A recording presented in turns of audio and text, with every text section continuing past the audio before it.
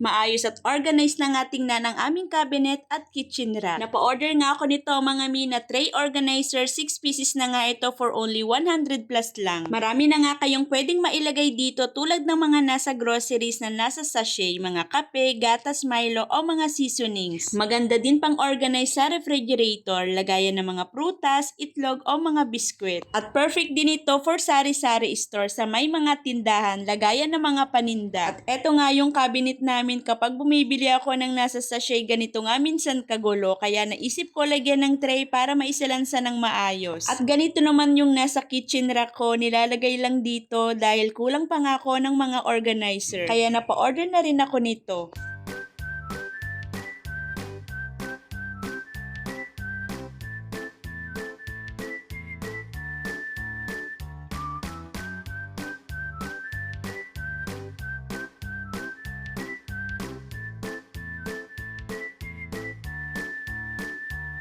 Ayan, malinis at maayos ng tingnan compare kanina at madali na nga ang pagkuha sa ganitong tray organizer. Sobrang sulit, 100 plus lang, 6 na piraso na ang marireceive mo na tray organizer. O siya, kung bet nyo rin yung link na sa Yellow Basket.